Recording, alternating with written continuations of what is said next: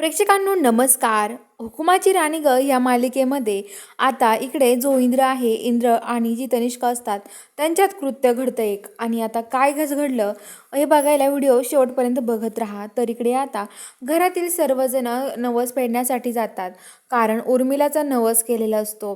उर्मिलाचा नवस फेडण्यासाठी आता सगळे काही तिकडे देवळात येतात, मंदिरात आलेले असतात. राणी, मालती आणि उर्मिला, परत रत्नाकाकी सगळेजण आलेले असतात. आणि तिथे आता त्यांची पूजा वगैरे होते. तर आता लगेच मालती बोलते की आपण आता उर्मिलाचा नवस फेडायला आलो होते, तर आता राणीचं पण नवस बोलायचं का देवाला, आपण राणीचा पण नवस बोलून टाकूयात. तर सगळेजण हसायला लागतात. आणि आता लगेच रत्नाकाकी म्हणतात का बरं नाही, चल आपण राणीचं पण नवस बोलून टाकूयात असं म्हणतात. आणि ते तिथे आता पूजन ते करत असतात. तर इकडे जी तनिष्का आणि इंद्र आहे दोघे घरी असतात. तर तनिष्का जी असते ती पूर्ण भिजून येते. आणि आता जो इंद्र आहे तो तिथे उभा असतो. आणि तनिष्का भिजून आल्यावरती ती म्हणते की मला दुसरा ड्रेस भेटेल का. तर आता लगेच इंद्र म्हणतो तुला देतो थांबा.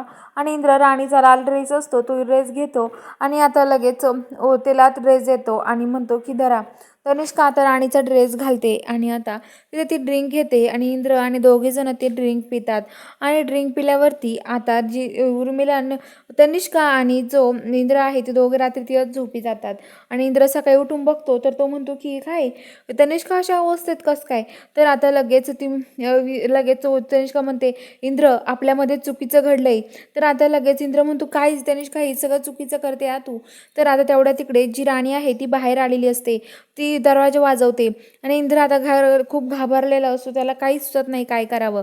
आणि आता लगेच जी तनिष्का आहे ती खूप खुश होते आणि म्हणते आता ह्या अवस्थेत बघून राणी स्वतःलाच संपून टाकेल असं म्हणत असते. तर चला बघूया पुढील भागात काय